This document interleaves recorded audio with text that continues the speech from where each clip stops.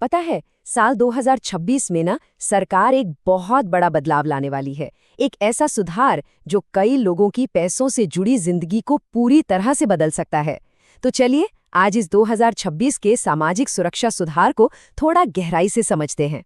और देखिए, इसे बस एक और सरकारी नियम मत समझिएगा। सच कहूं तो ये स्कीम किसी की भी जिंदगी बदल सकती है, खासकर अगर कोई मजदूर है या छोटे-मोटे काम करता है या फिर किसी जरूरतमंद परिवार से है, तो उनके लिए तो ये वाकई एक बहुत बड़ी चीज है। तो आखिर है क्या ये नया नियम? चलिए इसको थोड़ा आसान भाषा में समझते हैं। बात यह है कि 2026 से सरकार पेंशन और बीमा को लेकर कुछ बहुत जरूरी बहुत बड़े बदलाव करने जा रही है। देखते हैं कि ये नियम आखिर हैं क्या और इनसे लोगों को फायदा क्या होगा। तो इसमें ना एक तरह से डबल प्रोटेक्शन मिल रही है। मतलब सरकार ने एक नहीं बल्कि दो बड़ी स्कीमें एक साथ शुरू की हैं। दोनों का मकसद एक ही है, आने वाले कल को सुरक्षित बनाना। तो ये दो चीजें हैं, पेंशन और बीमा। अब सवाल ये उठता है कि ये दोनों स्कीमें काम कैसे करेंगी और इनसे असल में फायदा क्या-क्या मिलेगा। चलिए इसी को समझते हैं। तो देखिए, एक तरफ है नई पेंशन योजना। इसमें क्या होगा कि जो भी मजदूर हैं, छोटे दुकानदार हैं, उनको हर महीने एक फिक्स्ड पेंशन मिलेगी। पैसा सीधा बैंक खाते में आएगा। मतलब रिटायरमेंट के बाद पैसों की कोई चिंता नहीं। और दूसरी तरफ है नई बीमा स्कीम।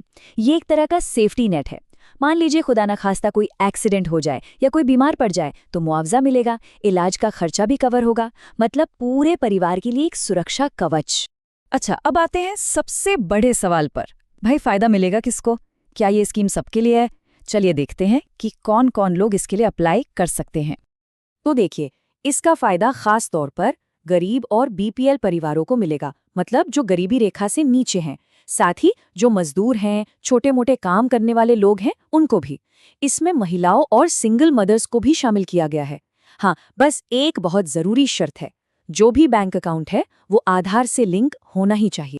ठीक है, तो मान लीजिए कोई इन शर्तों में आता है, तो अब अप्लाई कैसे करना है? और अच्छी बात यह है कि सरकार ने इसका प्रोसेस काफी आसान रखा है। कहीं भागदौड़ करने की जरूरत नहीं है। बस जो सबसे नजदीकी सीएससी सेंटर है, जिसे जन सेवा केंद्र भी कहते हैं, वहां चले जाइए या फिर अपनी बैंक की ब्रांच में। बस यही है पहला और सबसे आसान स्टेप। हाँ, लेकिन अप्लाई करने से पहले ना ये 4 चीजें जरूर चेक कर लेनी चाहिए। सबसे पहले अपना आधार कार्ड अपडेट रखिए, सारी जानकारी सही होनी चाहिए। दूसरा, ये पक्का कर लें कि बैंक खाता आधार से जुड़ा हुआ है। तीसरा, अपनी ई-केवाईसी की प्रक्रिया पूरी करवा लें। और चौथा, डायरेक्ट बेनिफिट ट्रांसफर मतलब डीबीटी को एक्टिवेट करा लें, ताकि पैसा बिना किसी रुकावट के सीधे खाते में आ सके।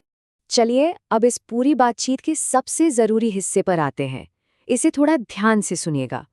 तो सवाल सीधा सा है, क्या 2026 के लिए सब तैयार हैं?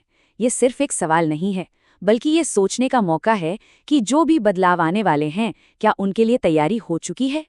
और आखिर में सबसे जरूरी बात, अगर कोई चाहता है कि 2026 में सरकार की तरफ से मिलने वाला हर फायदा उसे मिले, तो इन स्कीम्स के लिए फौरन अप्लाई करना होगा।